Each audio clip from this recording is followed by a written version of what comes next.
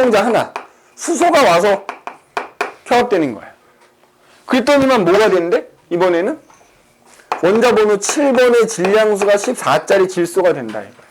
맞지? 질소가 된 거야. 야, 그러면은 7이 14니까 이거 7 된 거니까는 이때는 변함이 뭐 베타 분비 안 일어나는 거지. 정상적으로 양성자 나와서 붙었더니 얘가 됐어. 자, 그랬더니 얘가 이제 뭘로 변하냐면은 자, 원자 번호 8번의 질량수가 15인 산소로 변한다는 거야. 산소로 변한대. 그럼 봐봐. 야, 또 얘가 얘로 변하는 거야. 얘 양성자 몇 개야? 7개. 맞네? 중성자 몇 개야? 7개. 맞아? 여기 또 수소가 와야지. 미안해. 여기 수소가 이렇게 와서 붙은 거야. 근데 얘가 된 거야. 그러면은, 자, 얘는 양성자 8개, 그러니까 이때도 수소가 하나 와서 붙었으니까 변함이 없는 거지. 베타 분비 안 일어나는. 그럼 이제 얘가 곧바로 뭐가 되는데? 다시 뭐가 된대? 얘가 다시 얘가 된대, 얘가. 야, 그러면 여기서 봐봐. 얘가 얘로 돼. 그러면서 얘가 얘로 되는 거야. 그럼 양성자 7개, 중성자 8개가 된다는 거니까 이때 또 뭐가 일어나는 거야? 베타 분비가 일어나는 거야. 그래서 얘가 되면서 양전자 튀어나가고 중성미자 또 이렇게 튀어나가는 거야. 이렇게. 맞아? 그리고 이제 마지막에 마지막에 여기에 수소가 하나 딱 와서 또 이렇게 붙어. 자, 그러면서 이제 얘가 딱 다시 되거든. 그럼 봐라. 여기에 와서 양성자가 하나 붙으면 양성자가 8개, 중성자가 7개인 애가 돼야 될 거 아니야. 양성자 8개, 중성자 7개인 애가 돼야 되는데 지금 탄소가 됐으면 6개인 애 된 거 아니냐? 그러면 양성자 2개와 중성자 2개가 어떻게 된 거야? 나간 겁니다. 그래서 마지막에 얘가 다시 수소 원자핵이랑 합쳐지면서 이때 바로 뭐가 튀어나가는 거야?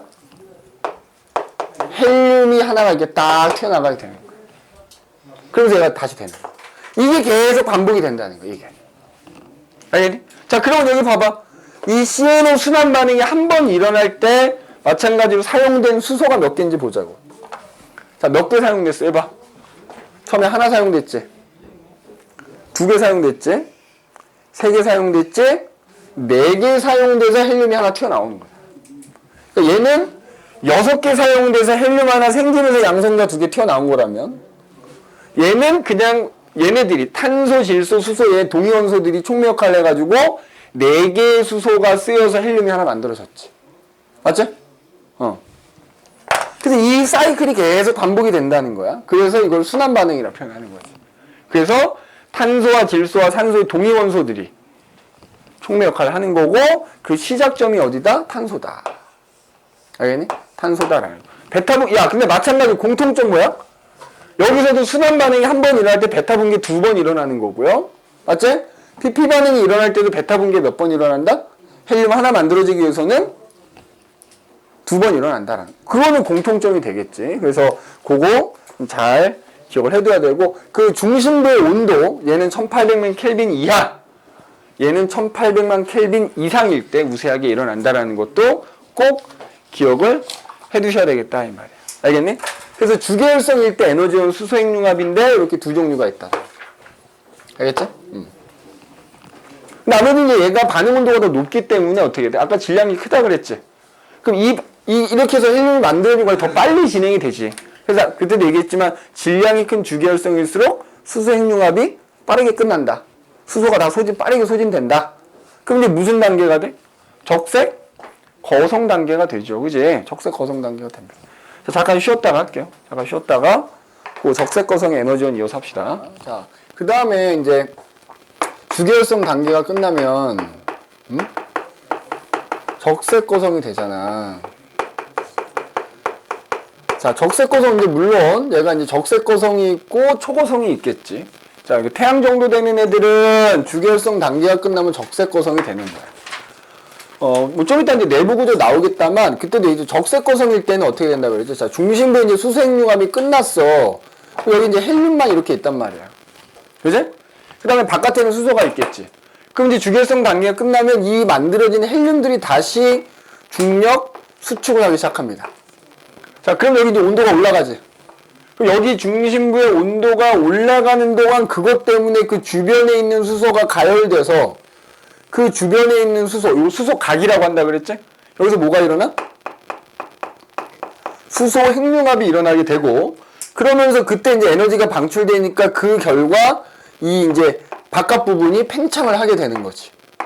그래서 크기가 매우 커지고 이제 온도가 표면 온도는 낮아지는 거잖아. 그래서 이때 중심부의 헬륨이 계속 뭐야? 온도가 높아지다가 중심부의 온도가 한 1억 켈빈 정도가 되면 뭐가 일어난다? 헬륨 핵융합이 일어난다고. 그래서 뭐가 만들어져?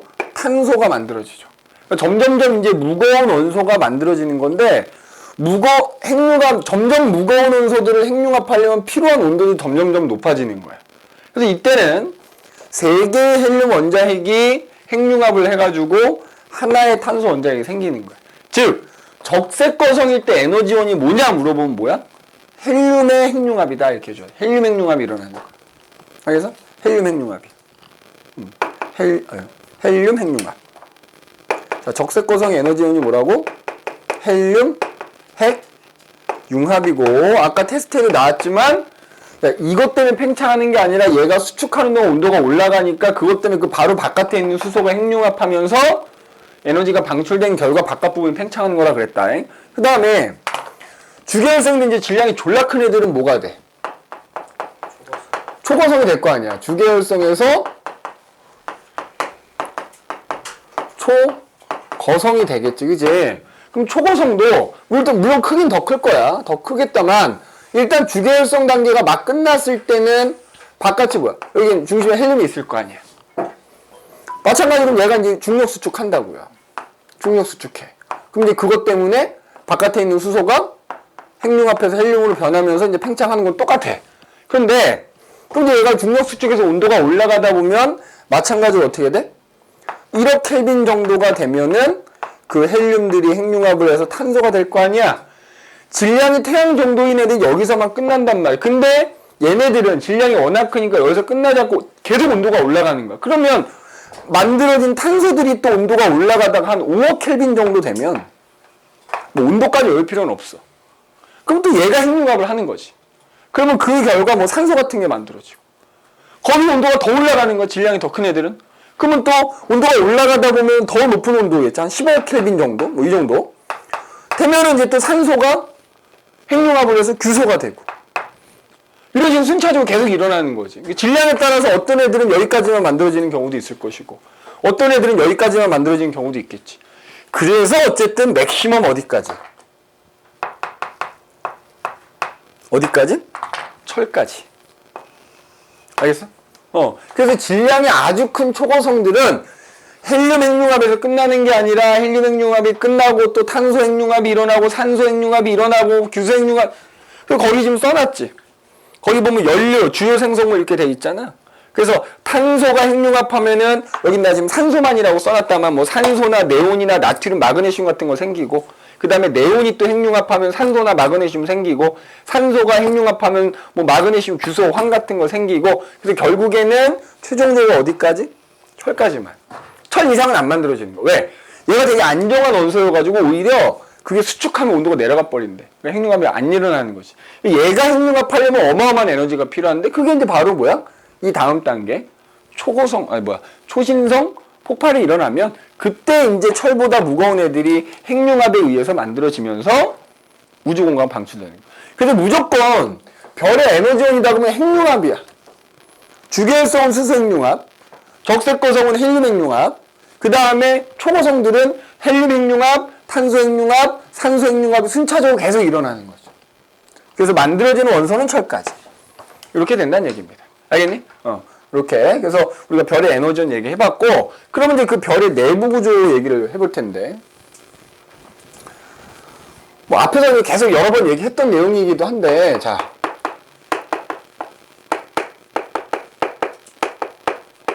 특히 이제 우리가 주계열성이라고 할 때, 주계열성의 내부를 이제 들여다본다고 생각을 하자 이거지. 근데 주계열성도 아까 나왔지만 질량이 좀 작은 놈, 질량이 큰 놈이 있을 거 아니야. 그 질량이 좀 작은 놈은 중심부에서 똑같은 수소 핵융합이 일어나더라도, 자, 수소 핵융합이 일어나더라도 주로 어떤 반응의 수소 핵융합이 일어난다고? PP 반응이 주로 일어난다 그랬지. 맞아? 근데 PP 반응은, 그러니까 뭐냐면 그 온도가 좀, 그러니까 반응 온도가 좀 낮은 거잖아. CNO 순환 반응에 비하면 같은 수소 핵융합이지만, 그지? 그러니까 무슨 얘기냐면 그 수소 핵융합이 일어나는 영역이 조금 넓다? 뭐 이렇게 봐야 돼. 그래서 만약에 여기서 이제 PP 반응이 일어나잖아? 그럼 이제 바깥으로 가서 온도가 낮아질 거 아니야? 근데 온도가 조금 되게 완만하게 낮아져. 그래서 실제로 PP 반응이라는 수소 핵융합이 일어나는 부분하고 그 바깥하고 온도 차이가 그렇게 크지가 않아. 그럼 어쨌든 이제 핵융합이 일어나면 에너지가 발생할 거 아니니?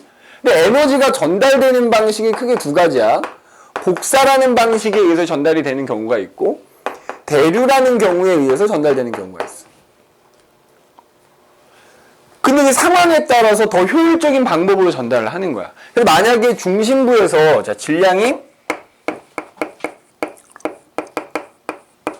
태양 정도인 주계열성이라고 하면 요 중심부에서 PP 반응이 우세하게 일어난다 그랬잖아? 맞지? 그래서 얘는 PP 반응이 일어나는 것과 일어나지 않는 것이 온도 차이가 그렇게 크지 않은 거야. 이렇게 온도 차이가 크지 않을 때는 복사에 의해서 그 에너지가 전달되는 게 좀 더 효율적이래. 그래서 여기서 에너지가 발생하면 그게 우선 복사에 의해서 전달이 되는 거야. 그러다가 이제 표면 근처까지 가면은 그때부터는 그 복사에 의해서 전달된 에너지에 의해서 여기서 대류가 이렇게 일어나서 표면까지 에너지가 전달이 되는 거야. 그래서 우리가 그 내부 구조를 이렇게 이제 들여다본다고 하면 여기 수소 핵융합이 일어나는 핵이 있고, 근데 거기서 이제 주로 PP 반응이 일어난다 그랬지? 그래서 그 바깥으로는 일단 1차적으로 복사에 의해서 에너지가 전달이 돼. 그래서 복사에 의해서 에너지가 전달되는 층을 우리가 복사층이라고 하는 거고, 그런 다음에 이제 표면 근처 가면 대류에 의해서 이렇게 에너지가 표면까지 전달이 된다. 그래서 정하나, 그래서 이 층을 대류층이라고 한다 이거지. 그래서 질량이 태양 정도 되는 주계열성 내부 구조는 이렇게 생겼을 것으로 추정을 한다 이거야. 반면에 질량이 이제 태양보다 큰 주계열성, 질량이 큰 주계열성이 있어. 질량이 태양보다 큰 주계열성이에요.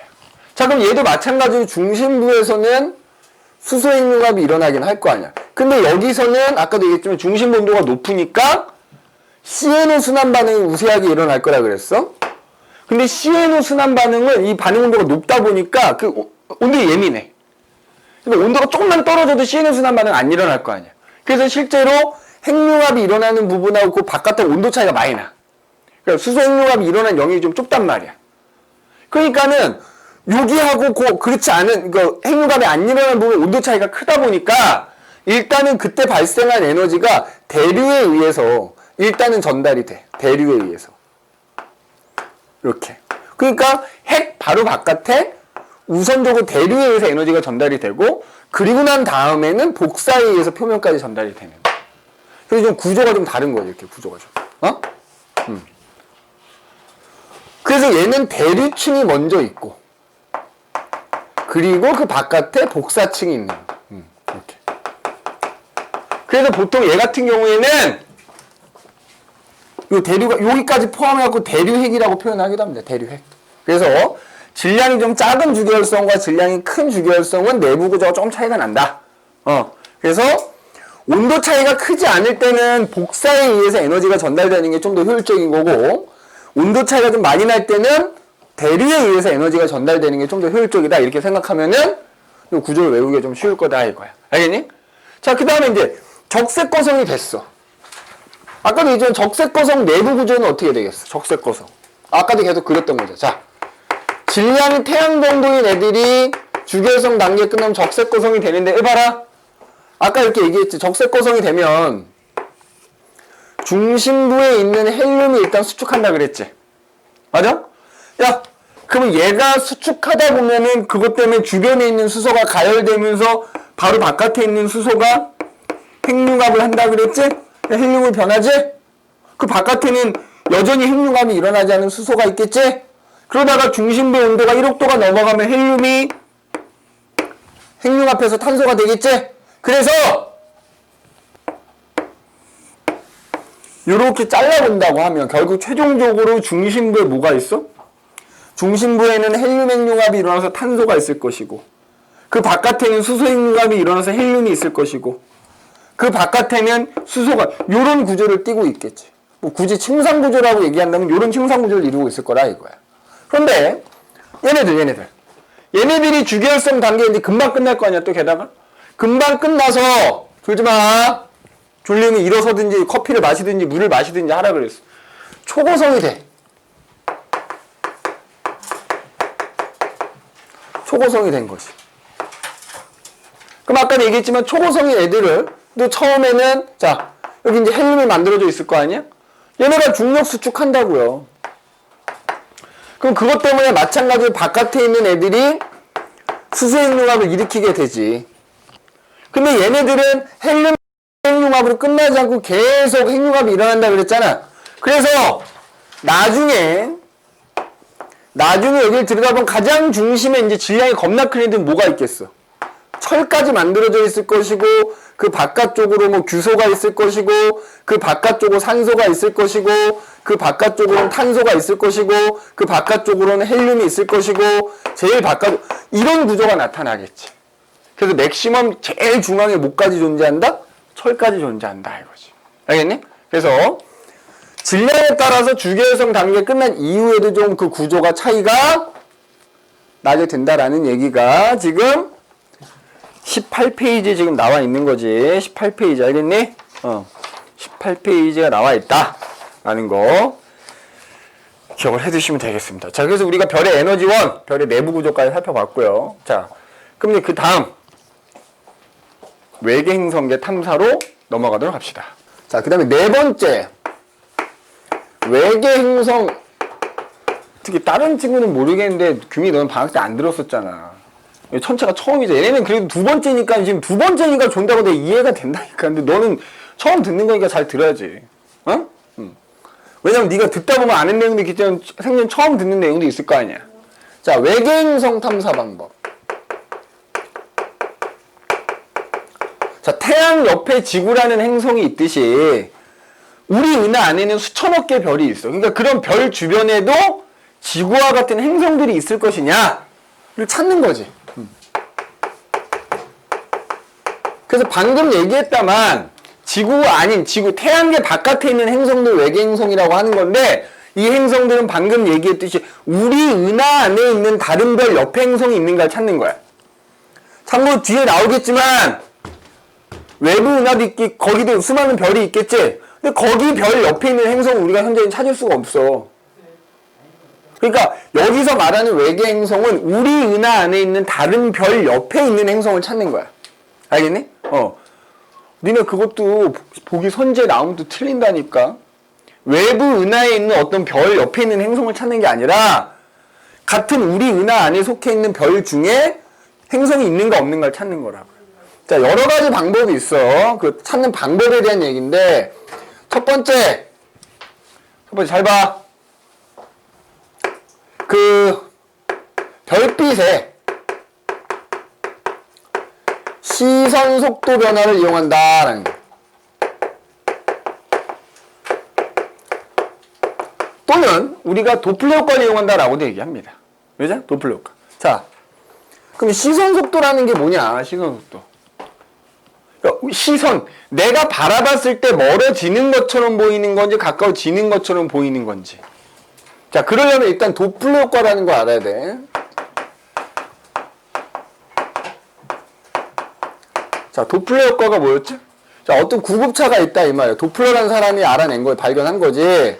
자, 구급차가 예를 들어서 이렇게 있고 여기에 관찰자가 이렇게 한 명 있어. 구급차가 현재 멈춰있는 상태야. 멈춰있는 상태에서 얘가 사이렌을 킨 거지. 그럼 그 사이렌 소리가 삐어 삐어 삐어 나한테 들리겠지. 그럼 그 사이렌 소리라는 놈의 파동이니까 파장이 있을 거 아니야. 내가 그 파장을 측정해 봤다고 이렇게. 뭐 파장이 얼마나 이렇게 나오겠지? 그 소리에. 그죠? 그 다음에 이번에는 구급차가 있어. 자, 구급차가 관찰자로부터 멀어지는 거야, 멀어지는. 저쪽으로. 멀어지면서 얘가 사이렌을 켜고. 니네 실제로 구급차 소리 들어보면 구급차가 나한테 점점 멀어질 때 들리는 사이렌 소리가 가만히 서 있을 때 들리는 사이렌 소리하고 다르잖아. 그럼 얘가 나한테서 멀어지면서 사이렌을 킨 거지. 삐어 삐어 사이렌 소리가 들릴 거 아니야? 그때 그 사이렌 소리의 파장을 측정해 봤더니 구급차가 멈춰 있을 때 들리는 사이렌 소리보다 얘가 멀어지면서 들리는 사이렌 소리의 파장이 더 길더라는 거야. 이번에는 그 구급차가 나한테 가까이 오고 있는 거야. 응? 내가 하나씩 끊어갈 테니까 졸지 말고 그 듣는 동안만 이것도 쉽게 니네 너무 많이 줘서 내가 쉬는 시간 줄 테니까는 대신에 들을 때만 졸지 마. 턱 깨면 졸립단 말이야. 자, 이번엔 얘가 나한테 가까이 오고 있는 거야. 가까이 오면서 또 사이렌을 켰어. 그럼 그 사이렌 소리가 들릴 거 아니야. 그럼 그때 들리는 사이렌 소리의 파장을 측정해봤대. 그랬더니만 멈춰있을 때보다 파장이 짧더라 이거야. 그리고 도플러라는 사람이 알아낸 거야. 도플러 효과라고 하는 거예요. 그래서 어떤 결론을 내렸느냐. 나에게서 어떤 멀어지는 물체가 있어. 멀어지는 물체에서 나한테 오는 파동은 그 파장이 어떻게 되더라? 멈춰있을 때에 비해서 길어지더라. 반면에 나한테 가까워지는 물체에서 오는 파동은 얘가 또 멈춰있을 때에 비해서 파장이 어떻더라? 짧아지더라 이거야. 잘 들어야 돼. 그런데 이게 소리만 그런 게 아니라 빛도 똑같더라는 거야. 어느 별에서 오는 별빛이 그 별이 가만히 멈춰있는 상태라 그러면 그때 이제 그 오는 별빛에 어떤 스펙트럼이 있을 거 아니야. 소위 말해 흡수 스펙트럼이 나타날 거 아니냐. 그래 봐봐 해봐 야. 태양이 있어. 지구가 태양 둘레에 공전을 하지만 지구하고 태양 사이 거리는 변하지 않아. 그지? 그러면 해봐. 태양에서 오는 햇빛, 태양빛이 있을 거 아니야. 그럼 우리가 이거 지구에서 관찰하면 어떻게 된다 그랬어?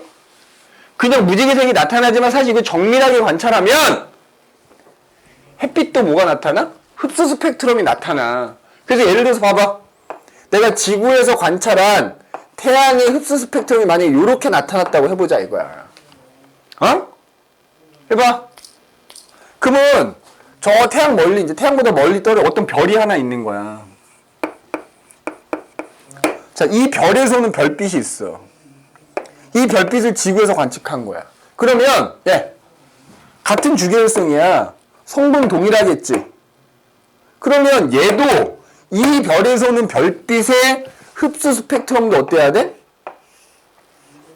태양하고 거의 비슷하게 나타나야 된다고요. 성분이 거의 비슷하니까. 맞아? 근데 만약에 이 별이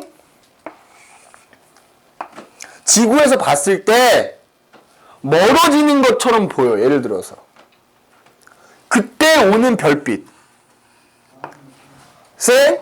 흡수 스펙트럼을 관찰해보면 원래 이렇게 나타나야 되는 흡수선들이 조금 더 빨간색 쪽으로 옮겨가더라 이 말이야. 이렇게. 우리 여기 보통 이제 무지개색 바탕에는 검은색 선이 나타나는 거잖아. 그래서 그 흡수선이 빨간색 쪽으로 좀 옮겨가서 나타나는 걸 뭐라 그래? 적색 편이라고 하거든. 그럼 적색 편이가 나타났다는 게 뭐야? 니네 무지개 색깔도 빨주노초 파란보가 있을 때 빨간 그 가시광선이라고 하잖아. 가시광선에도 빨간색이 파장이 좀 더 긴 애인 거고 보라색은 파장이 짧은 애인 거야. 그러면 이 별에서 오는 별빛이 그냥 가만히 있을 때 비해서 파장이 길어졌다는 의미라. 이렇게 별빛도 이렇게 도플러 효과에 의해서 얘가 멀어지는 것처럼 보이면 그 별빛의 파장이 길어지고요. 가까워지는 것처럼 보이면 별빛의 파장이 짧아진다고. 그럼 얘도 만약에 이 별이 지구에서 봤을 때 가까워지는 것처럼 보이면 그때 그 별에서 오는 별빛은 마찬가지로 어떻게 된다고? 원래 나타나야 되는 흡수선보다 그게 조금 파란색 쪽으로 이렇게 옮겨가서 나타난단 말이야. 맞아? 그러니까 이건 청색편이라고 하지. 자, 그럼 이제 요거야, 요거. 내가 우리 은하 안에 있는 어떤 별을 보는 거야, 그지? 그럼 그 별은 항상 거기 있는 애잖아. 근데 내가 어떤 별을 봤더니 어떨 때는 이 새끼가 멀어지는 것처럼 보이는 거야. 왜냐면 실제로 이렇게 관측이 되니까. 근데 어떨 때는 가까워지는 것처럼 보이는 거야. 이거 왜 그러냐 이거지. 이 이유. 얘가 행성을 거느리고 있으면 이렇게 되는 거야. 왜 그러냐 하면 잘 봐봐. 행성을 거느리고 있으면. 잘 보세요. 자, 모든 물체는 있잖아. 예. 공통질량 중심이라는 걸 중심으로 돌아. 그러니까 별도 봐라. 야. 별이 이렇게 있어. 근데 만약에 얘가 이 별만 있어, 현재 여기에. 어? 그러면 얘는 얘 중심이 지 몸의 중심일 거 아니야. 그럼 이걸 중심으로 제자리에서만 돈다고요. 그러면 이 별을 지구에서 봤을 때 어때? 언제나 365일 24시간 여기 그냥 가만히 멈춰 있을 거 아니야. 얘 스스로 자전만 하는 애니까. 그러면 이 별에서 오는 별빛은 그냥 우리가 태양을 볼 때랑 똑같단 말이야. 근데 만약에 이 별 옆에 행성이 이렇게 하나 내지 뭐 여러 개가 있다고 치자고. 그러면 이때는 어떻게 되냐면 별하고 여기 행성이 있으면 이 행성의 질량 때문에 별하고 행성 사이에 질량 중심이 있어. 그러면 별이 얘를 중심으로 돌기 때문에 별이 이렇게 돈다고요. 이렇게. 조금 더 멀리 그릴게. 자, 별이 이렇게 있고 너무 크다. 별이 이렇게 있고 여기 행성이 하나 여기 있어. 그래서 이 별만 있는 게 아니라 행성을 얘가 이제 거느리고 있다고 치면 그것 때문에 이 별과 행성의 공통질량 중심이 여기라고 쳐보자고. 예를 들어서. 그러면 이 별은 제자리에서 도는 게 아니라 요 길이만큼을 반지름에서 이렇게 뭐야? 이렇게 돌아. 그러면 이 행성도 얘를 중심으로 이런 식으로 돈다고. 이런 식으로. 알겠어? 그럼 만약에 여기 지구가 이렇게 있어. 그럼 지구에서 이 별을 본다 그러면 이 별이 여기를 중심으로 이렇게 빙글빙글 도니까 요 위치를 지나갈 때는 지구에서 봤을 때 별이 접근하는 걸로 보이는 거야. 이 별이 여기를 지나갈 때는 지구에서 멀어지는 걸로 보이는 거야. 그러니까 내가 동일한 별을 관찰하는데 주기적으로 적색 편의가 나타났다, 청색 편의가 나타났다 하면 걔는 그 별이 돌고 있다는 얘기야. 그럼 왜 도는 거야? 걔 옆에 어떤 질량을 갖고 있는 다른 뭔가가 있기 때문에 얘가 도는 거거든. 알겠어? 그러니까 그걸로 찾아내는 거야. 자, 이때 여보세요. 야, 얘를 중심으로 도는 거잖아. 그래서 이 별이 공전하는 거고 이 행성도 공전하는 거잖아. 공전 주기가 항상 같아야 됩니다. 알겠니? 자, 요 그림에서 봐. 만약에 요 공통질량 중심이라는 걸 중심으로 돈다 그러면 별이 한 바퀴 도는데 걸리는 시간하고 행성이 한 바퀴 도는데 걸리는 시간 무조건 같아야 돼. 서로 돌기 때문에. 일단 요건 명심해야 돼. 그래서 만약에 별이 여기 있다 그러면 행성은 여기 있어야 되는 거야. 별의 위치가 A라고 할게. 여기를 B라고 할게. 여기를 C라고 할게. 그러면 여기 있어야 돼, 행성은. 별이 B까지 왔어. 그러면 행성은 어디 있어야 돼? 여기 있어야 되는 거야. 이 위치에. 별이 C까지 왔어? 그러면 행성 여기 있어야 되는 거야. 별이 D까지 왔어, 여기? 그러면 행성 어디 있어? 여기 있어야 돼. 스몰 D, 여기. 그래서 무조건 한 바퀴 도는 시간 서로 같아야 되는 거야. 알겠어? 한 바퀴 도는. 그래서 여기 이제 지구가 있고 지금 이런 상황이라고 한다면 예를 들어서 이 별이 A 위치에 있을 때는 지구에서 본 별이 접근하는 걸로 보이기 때문에 이때 이 별에서 오는 별빛을 관찰하면 아까 얘기했던 뭐가 나타나는 거야?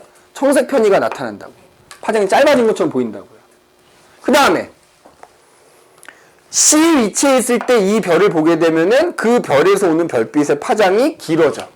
그래서 뭐가 나타난다고? 적색 편이가. 같은 별인데 어떨 때는 적색 편이가 나타났다가 어떨 때는 청색 편이가 나타났다. 이게 반복이 된단 말이야. 그러면 걔 주변에는 행성이 있구나 라고 판단할 수 있다 이거지. 그럼 니네가 정상적으로 이해했다면 이런 질문을 해야지. 근데 선생님 태양은 왜 안 돌아요? 왜 그럴까? 야, 얘들아 잘 봐. 요 공통질량 중심이 있잖아. 질량이 큰 쪽으로 치우치는 거야.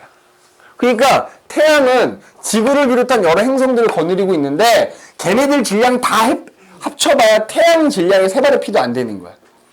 그래서 규민아, 태양하고 여러 이 지구를 비롯한 여러 행성들의 공통질량 중심이 어디 있냐면 태양 안에 있어.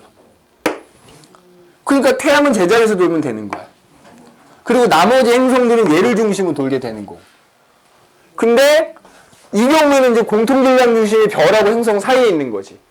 자, 그러려면 이 행성에게 뭐 해야 돼? 야, 이 행성의 질량이 어때야 되나? 졸라 커야 되는 거야. 행성의 질량이 커야 돼.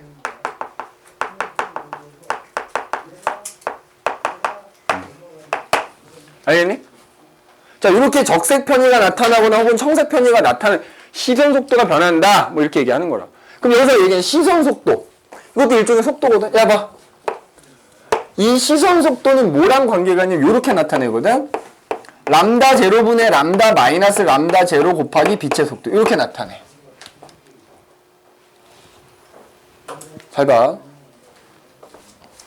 내가 야, 근데 요거만 하고 쉰다 했다. 졸지 마. 고개 숙이지 마. 똑바로 들고 있어.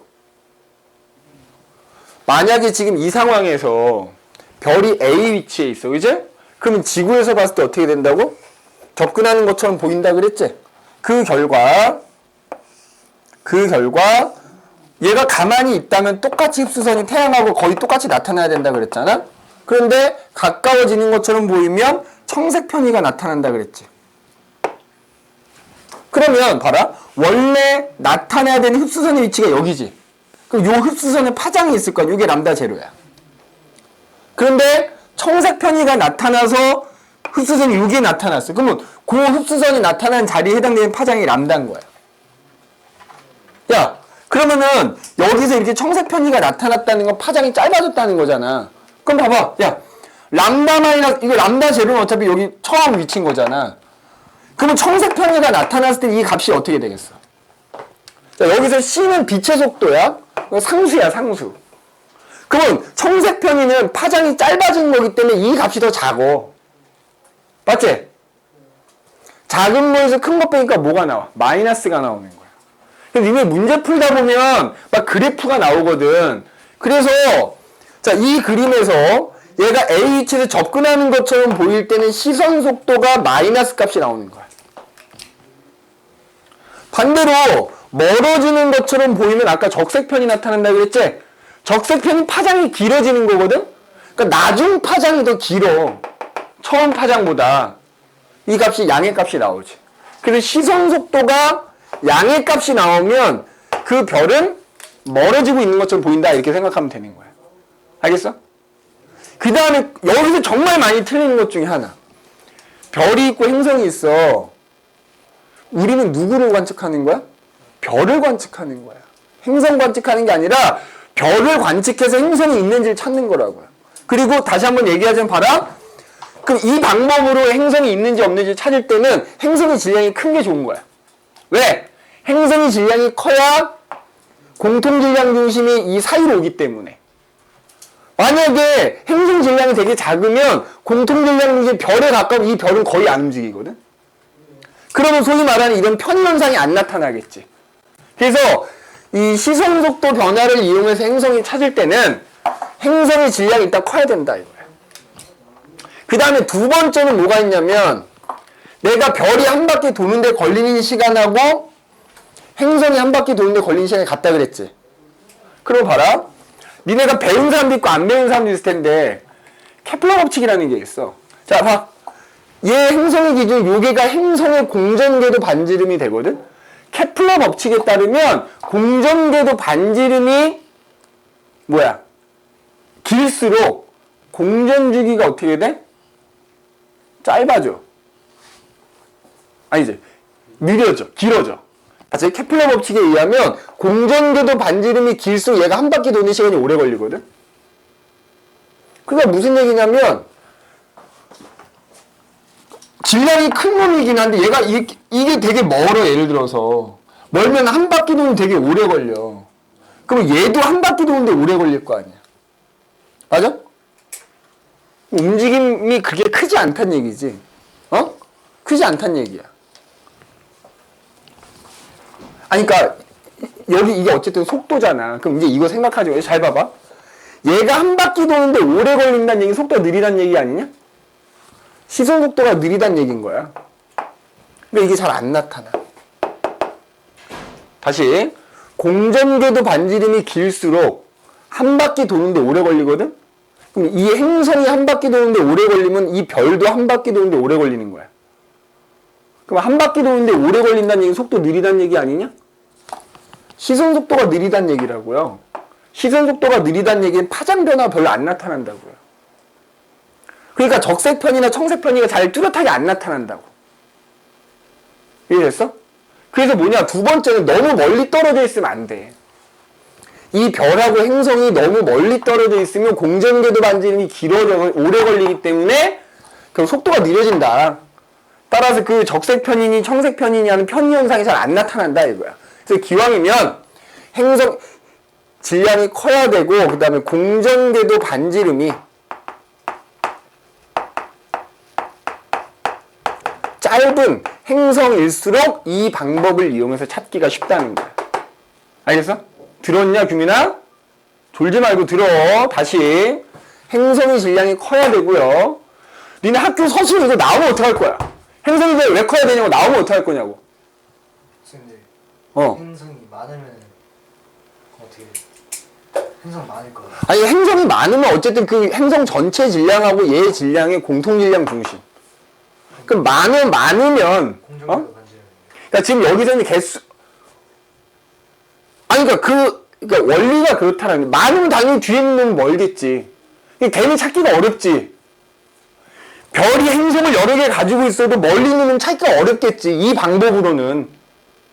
이 방법을 이용해서 행성을 찾을 땐 비교적 가까이 있는 놈 찾기가 좋다는 얘기야. 이해됐어? 행성이 여러 개 있을 순 있지.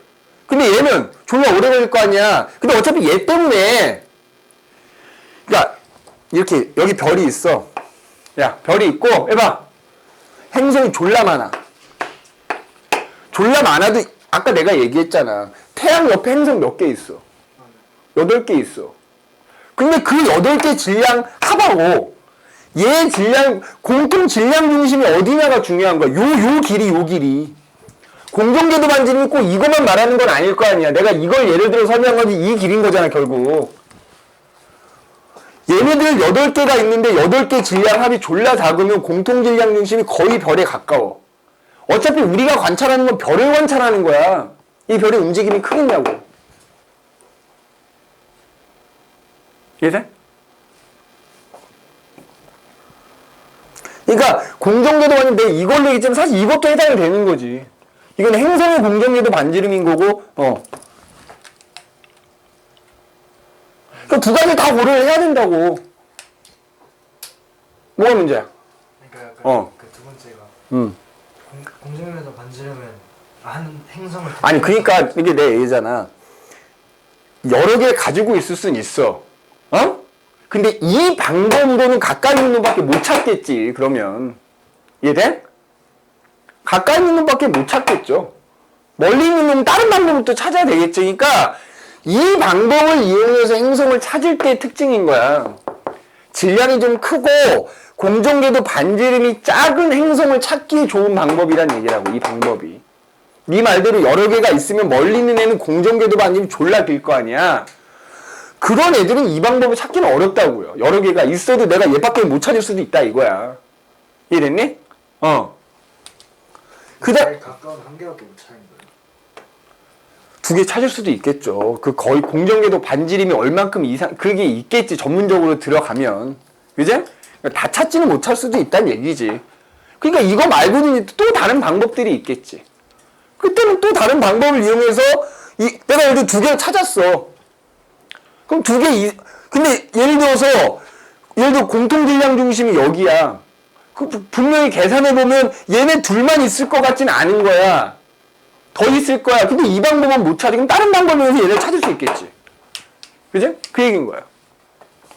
그래서 어쨌든 이 방법을 이용해서 찾을 때는 찾을 수 있는 행성은 질량이 크고 공전궤도 반지름이 비교적 짧은 애들을 찾기에 좋은 방법이란 얘기인 거예요.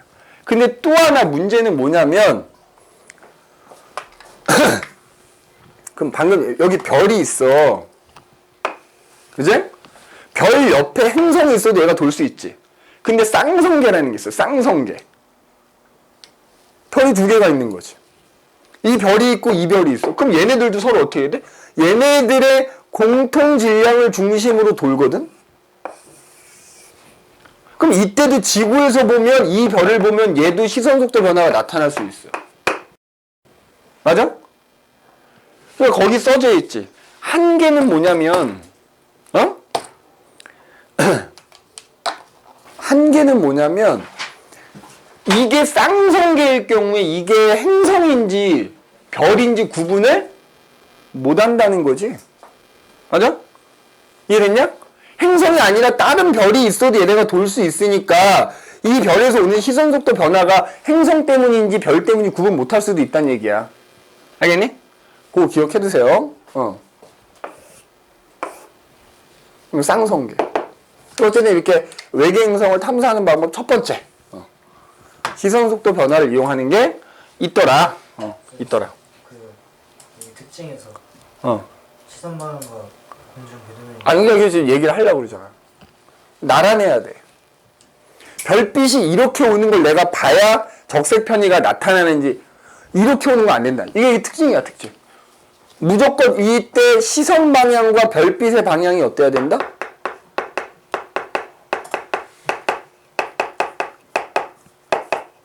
나란해야 돼. 무슨 의미인지 알겠지? 별빛이 예를 들어서 이렇게 오고 있으면 내가 이렇게 봐야 된다고. 나란해야 된다고.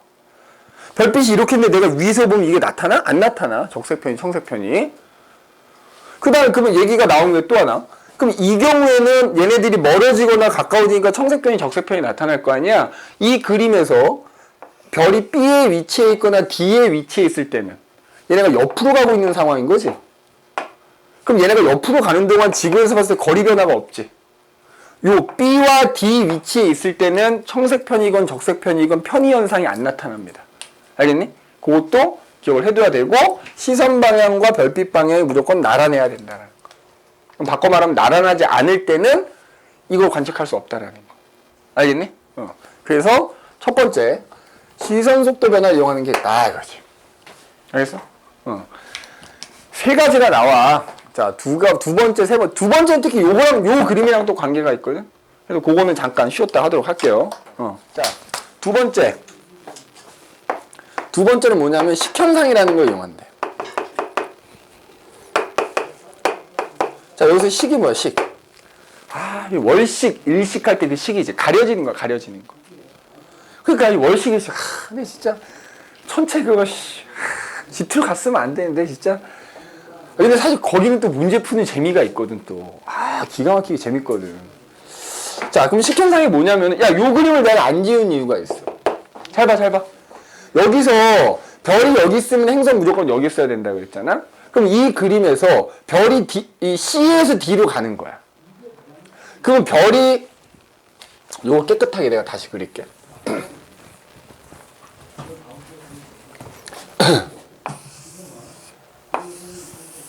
자, 여기가 이제 공통질량 중심이고 별이 이렇게 돌아. 그죠? 돌아 이렇게. 자, 그래서 별이 여기서 여기로 가는 상황이라고 생각해보죠. 여기서 여기로 가는 상황. 그러면 행성은 어디서 어디로 가야 돼? 별이 여기 있을 때 행성은 어디 있다고? 여기 있다고. 맞아? 그럼 별이 여기서 여기 가는 동안에 여기 있던 행성이 여기서 일로 온다. 맞지? 그럼 이때도 봐라. 이게 이제 이렇게 위에서 내려다본 모습으로 그림을 그려서 그런데 수평으로 보면 봐라. 별이 이렇게 갈 때 행성이 이렇게 오는 거거든. 그러니까 이쪽 지구에서 내가 이 별을 보면 별을 보고 있는데 앞으로 행성이 이렇게 들어오는 거지. 그러니까 별이 정면에 이렇게 보이는데 그 앞으로 행성이 이렇게 들어오는 거, 들어오는 거. 행성이 이렇게 들어와. 응? 이렇게 들어와. 그럼 이제 행성이 완전히 들어왔을 때는 그 행성의 요 단면적만큼 이 별을 가리게 되는 거잖아. 맞지? 이게 식현상. 그럼 뭐가 달라져? 내가 바라보는 이 별의 밝기가 조금 변한단 말이야. 좀 어두워지겠지. 아무래도 일부 가렸으니까. 이게 식현상이야. 그럼 봐라. 여기다 이제 그래프를 하나 그릴게. 자, 요 세로축이 별의 밝기야. 그 다음에 여기가 뭐 가로축이 위치라고 해볼게.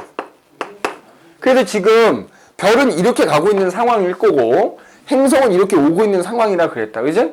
그래서 만약에 지금 그냥 얘는 가만히 있다고 치고 행성만 이렇게 온다고 해보자 이거야. 행성이 예를 들어 우리가 A 위치라고 하자. 그럼 A 위치고 별은 여기 있으면 아직 별을 안 가렸으니까 이렇게 별이 밝기가 이렇게 보인다고 하자 이거지. 그지? 이렇게 가는 동안 이 별은 계속 밝기가 변하지 않을 거 아니야. 그지? 그러다가 여기 B 위치면 그리고 여기가 C 위치라고 칠게. 그럼 이제 B 위치는 별 앞으로 행성의 일부분이 들어와서 가려졌지. 그러니까 밝기가 조금 어떻게 돼? 어두워지는 거야. 그러다가 가장 어두워질 때가 언제겠어? 행성의 단면적만큼 전체가 얘를 가릴 때. 어쨌든 가장 어둡겠지. 맞니? 자, 그리고 나서 이제 행성이 쭉 갑니다. 그러면 얘를 여기까지는 어때? 여기까지는 어쨌든 행성 이 단면적 전체를 계속 가리는 상황이니까 계속 어둡지, 계속. 그러다가 이제부터 행성이 빠져나가는 상황이 되면, 그래서 완전히 빠져나가면 다시 원래 밝기가 어떻게 돼? 회복이 되는 거죠, 이렇게. 그리고 나서부터는 또 밝기가 또 쭉 일정하겠지. 근데 얘네가 서로 공존하는 거잖아. 그럼 얘가 한 바퀴 돌아서 다시 여기 오면 다시 또 요 현상이 나타나지 않겠냐? 그럼 요거를 위치 시간이라고 하면은, 여기 시간이라고 똑같거든? 시간이라고 하면은 또 이렇게 나타나. 주기적으로. 이런 식으로 이 행성이 별을 가리면서 별의 밝기가 주기적으로 어두워졌다가 이렇게 된다고. 그러니까 만약에 별이 별밖에 없으면 언제나 365일 24시간 어때? 밝기는 변하지 않아야 될 거 아니야. 근데 내가 어떤 별을 관측하는데 밝기가 좀 어두워졌다가 다시 밝아져서 또 시간이라면 다시 또 이렇게 밝기가 주기적으로 계속 어두워졌다 밝아졌다 한다는 얘기는 그 앞을 지나가는 뭔가가 있다는 얘기인 거지? 그럼 행성을 거느리고 있다는 얘기가 되는 거겠지. 그럼 이때 또 이걸 통해서 우리가 뭘 알 수도 있어. 공전주기도 알 수 있어. 왜? 한 바퀴 돌아서 다시 이 위치 올 때마다 또 가려질 거 아니야. 그러니까 이때 예를 들어서 이때부터 이때까지 걸리는 시간이 뭐가 되는 거야? 얘네들의 공전 주기가 되겠지. 맞아? 공전 주기가 되는 거야. 자, 그래서 이 식현상을 통해서 별의 공전 주기 또는 행성의 공전 주기 알 수 있다는 얘기지.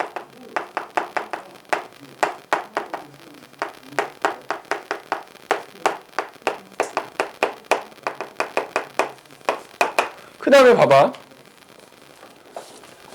얘가 이 앞에 있는 행성이 있잖아. 행성의 반지름이 더 크다고 해보자. 그럼 당연히 가려지는 면적이 더 많으니까 어떻게 돼? 어두워질 때 밝기가 더 많이 어두워지겠지? 맞아?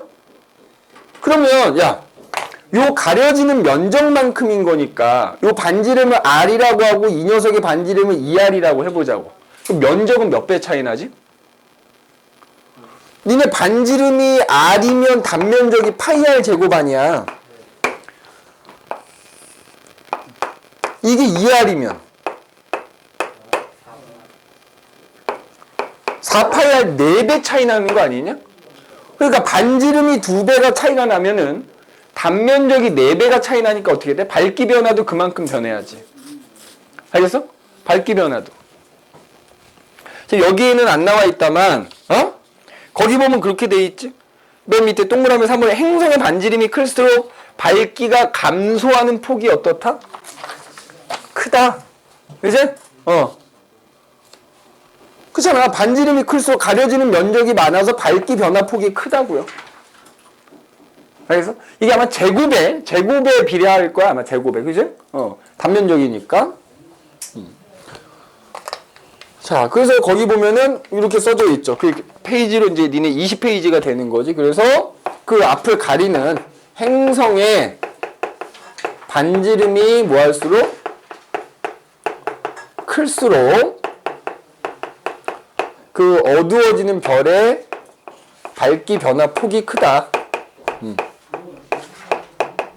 변화폭이 크다라는 거예요. 자, 그 다음에 또 하나. 또 이 식현상을 통해서 우리가 뭘 알 수 있냐면 이 행성이 있다면 행성의 대기 성분도 알 수 있어. 왜냐면 봐봐. 여기 별이, 자, 이 그래프 일단 좀 지워볼게. 자, 여기 별이 있고요. 해봐. 별 앞으로 이제 행성이 이렇게 들어갔어. 야, 여기 지구야. 지구에서 이 별빛을 보는 거잖아. 근데, 보세요. 이 앞에 행성이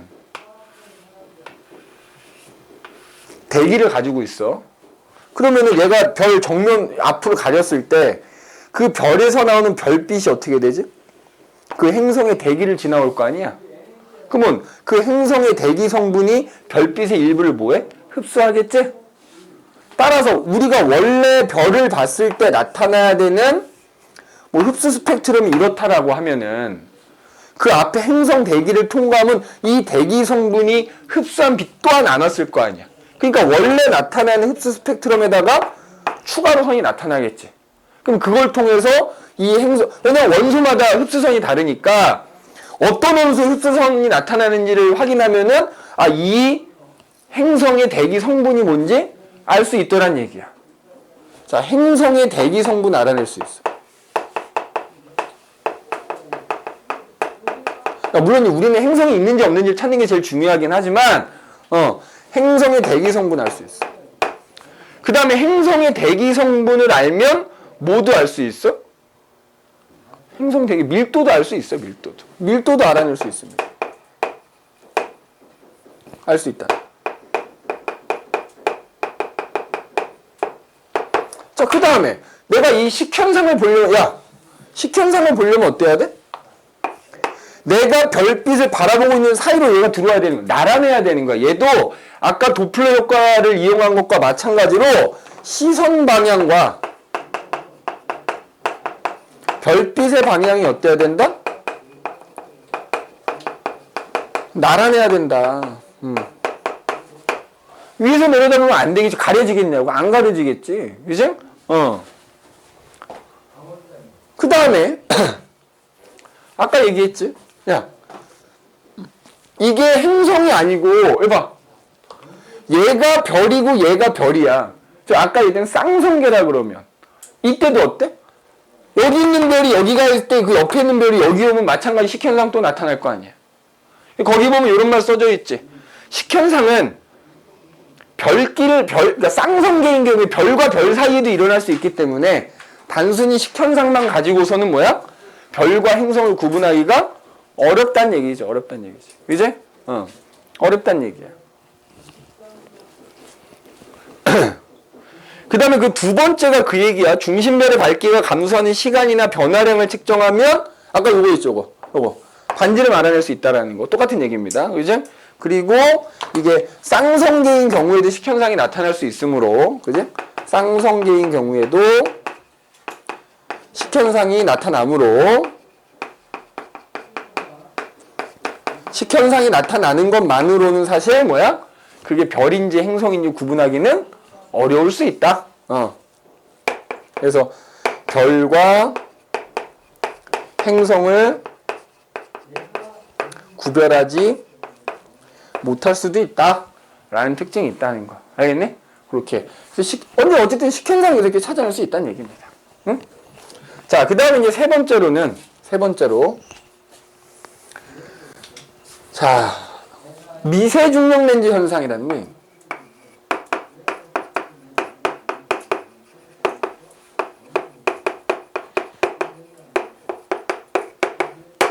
미세 중력 렌즈 현상. 자, 중력 렌즈 현상이 나타나는데 거기에 추가로 미세한 어떤 변화가 나타난다 뭐 이런 뜻이거든. 그러니까 중력 렌즈만 이해하면 되는 거지. 자, 중력 렌즈가 뭐냐면 내가 아까 니네 학교 그 프린트를 잠깐 봤더니 내가 이거 같이 설명을 할 건데, 자, 여기에 해봐, 별이 하나 있어. 저 뒤에도 별이 하나 있어. 응? 여기 지구가 있어. 그러면 사실은 이 별들은 항상 여기에 있겠지. 근데 사실 지구가 태양둘레에 공전하다 보니까 지구에서 보면 별이 이렇게 움직이는 것처럼 보일 때가 있어. 무슨 말인지 이해되냐? 너네 연주시차 이해하면 쉽거든? 이렇게 태양둘레를 지구가 돌아. 여기 별이 하나 있는 거야. 그럼 니네 이거 중학교 때 배우던 천구라는 개념으로 보통 설명을 하지. 해봐. 지구가 여기 있을 때 이 별을 보면은 천구상이 여기 있는 것처럼 보이거든? 그러면 실제로 이 별은 움직이지 않고 지구가 이렇게 공전을 해요. 그럼 공전해서 여기 오는 동안에 여기 있을 때 예를 들어 별을 보면 여기 있는 것처럼 보이니까 우리 입장에서는 지구가 공전하는 거지만 지구에서 볼 땐 별이 이렇게 움직이는 것처럼 보인단 말이야. 그래서 여기 두 별이 있어. 잘 들어야 돼. 야, 그러면 졸라 멀리 있는 저 별을 배경별이라고 해볼게.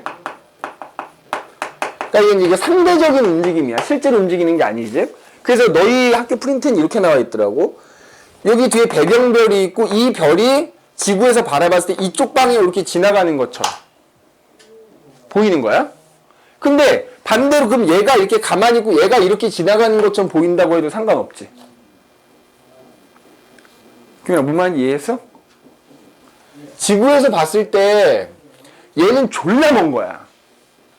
졸라 머니까 그냥 지구가 공전하는 그걸 감안하더라도 그냥 가만히 있는 것처럼 보이거든. 왜냐면 멀리서 연주시차 작아진다 그랬잖아. 이 새끼는 가만히 있어. 상대적으로 가까운 얘는 지구에서 보면은 지구가 이렇게 공전할 때 얘가 이렇게 가는 것처럼 보여. 상대적으로. 그지? 니네 학교 프린트는 이렇게 설명하고 있다고. 근데 이렇게 설명하나? 아니면 얘가 가만히 있다고 치면 얘가 이렇게 가는 걸로 보이는 거 아니냐? 똑같은 거지? 봐봐. 그러면 이제 얘가 만약에 가만히 있고 이 배경별이 이렇게 얘 뒤로 이렇게 지나가는 것처럼 보인다고 하자 이거야. 위치가 보세요. 자, 요렇게. 얘를 기준으로 하면 이 별이 이렇게 지나가는 것처럼 보이는 거고 얘를 기준으로 하면 얘가 이렇게 지나가는 것처럼 보이는 거. 어쨌든 똑같은 상황이야. 그럼 우리가 일반적으로 알고 있는 상식대로라면 여기 별이 있는데 만약에 뒤에는 배경별이 여기 온 것처럼 보여.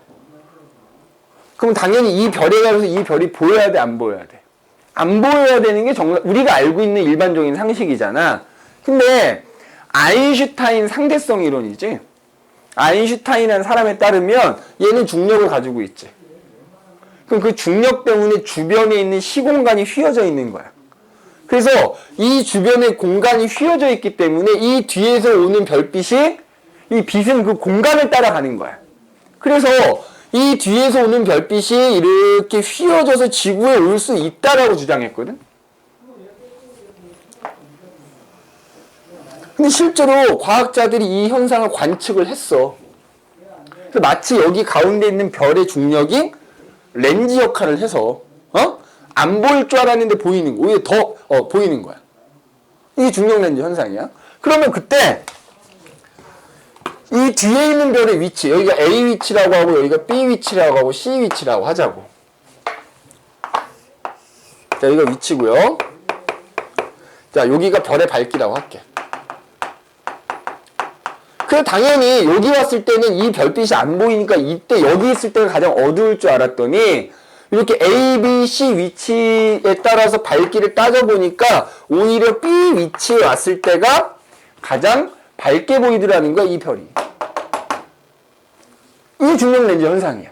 그런데 거기에 미세. 그러니까 만약에 앞에 별이 있고 지금 뒤에 별이 이렇게 가는 것처럼 보인다 그러면 뒤에 별의 밝기가 이렇게 변하거든? 그지? 원래 이렇게 되는 거야. 근데 문제는 이제 우리는 행성을 찾는 거잖아. 잘 봐야 돼. 앞에 있는 별이 말이야. 해봐. 행성을 가지고 있는 거야. 앞에 있는 별이. 그러면 이 행성도 뭐가 질량이 있을 거 아니야. 그럼 중력이 있을 거 아니에요.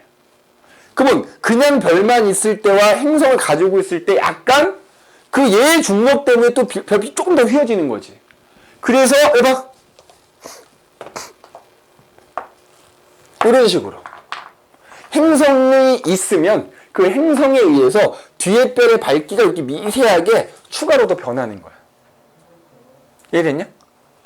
이 별이 행성이 없으면 밝기 변화가 그냥 이 뒤에 별의 밝기 변화가 이렇게 나타난단 말이야.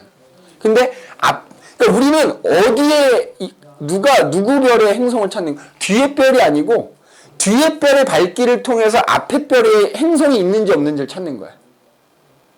다시 한번 얘기한다. 니네 이거 무지하게 실수해. 이 밝기 변화는 누구의 밝기 변화야? 뒤에 별. 앞에 있는 놈 때문에 뒤에 별의 밝기가 이렇게 변한단 말이야. 근데 앞에 있는 놈이 행성을 가지고 있으면 그 행성 때문에 그 뒤에 별의 밝기가 이렇게 추가로 더 변한다고요. 미세하게.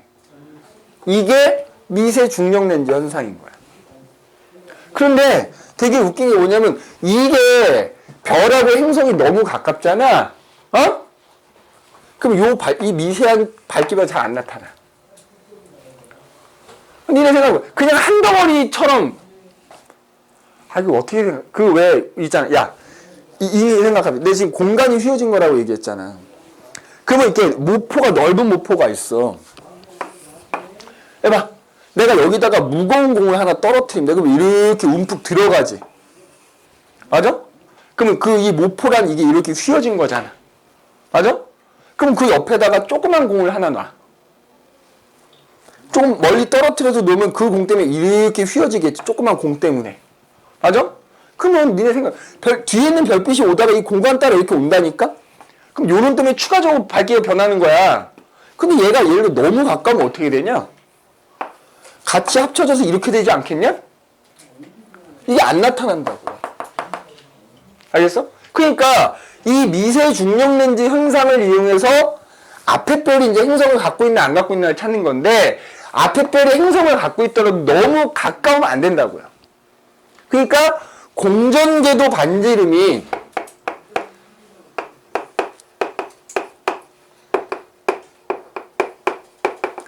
큰 행성을 찾을 때는 이게 도움이 되는 거야. 알겠어? 공전궤도 반지름이 좀 긴 행성을 그런 애들을 찾기에 용이한 방법인 거야. 이 미세 중력 렌즈 현상은. 행성이 두 개 있잖아? 어떻게 나타나? 삐침 이렇게 나타나. 알겠니? 다시 한번 예를 들면 요 밝기는 뒤에 별의 밝기 변한 거야. 그 다음에 얘는 어쨌든 얘가 렌즈 역할을 해주는 거기 때문에 굳이 나란하지 않아도 돼. 그래서 얘 같은 경우에는 나란할 때가 가장 잘 보이긴 하겠다만 나란하지 않아도 관측할 수 있다는 거야. 시선 방향과 내가 관측하는 방향과 그 별빛의 방향이